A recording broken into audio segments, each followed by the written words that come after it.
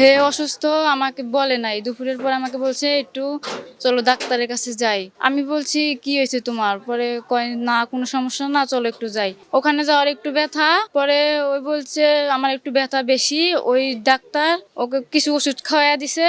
পরে ওষুধ নিয়া আমরা বাসায় 10 মিনিট হয় নাই আইছি, পরে এই সমস্যাটা হয়েছে। দুপুরের দিকে উনি আমার ওয়াইফরে নিয়ে ওনার কাছে গেছে চিকিৎসা নিতে।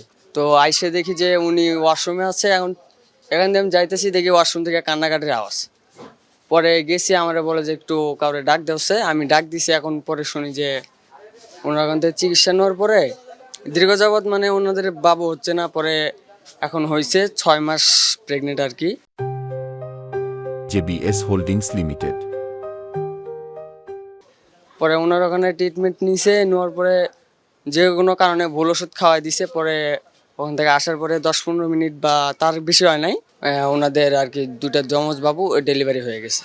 অফিসে যাওয়ার পর আমার ওয়াইফের হালকা পেটে ব্যথা আর পাতলা পায়খানার সমস্যা হয়েছিল। ওই নিয়ে একটা হোমিও দোকান থেকে গত 1 মাস ধরে চিকিৎসা নিতেছি। ওনার কাছে গিয়ে বলছে যে আমার এই সমস্যা। তারপরে উনি মেডিসিন দিছে, যে মেডিসিনকে সাথে সাথে আমার 6 মাসে অন্তঃসত্ত্বা ওয়াইফের বাচ্চা ডেলিভারি হয়ে গেছে। ডাক্তারে ভুল চিকিৎসার কারণে এখন 6 মাসে ভুল চিকিৎসার কারণে ওষুধ দিছে ভুল, কারণ এই ওষুধ বুড়ি খায়া বাচ্চা দুটা ডেলিভারি হয়ে মারা গেছে। মৃত্যু বলছিল পাতলা পায়খানা আর পেটের ব্যথা, এই জন্যই তো আমি 1 ডোজ ওষুধ খাই দিয়েছি।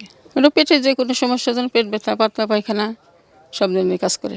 ওষুধ দিয়ে আনছে মার্শাল 30 পাউন্ড। কিন্তু আমার তো মানে এই ওষুধে এই সব কিছু হয়নি আর কি। এই ওষুধে এরকম হওয়ার কথা না, আপনারা পারবেন।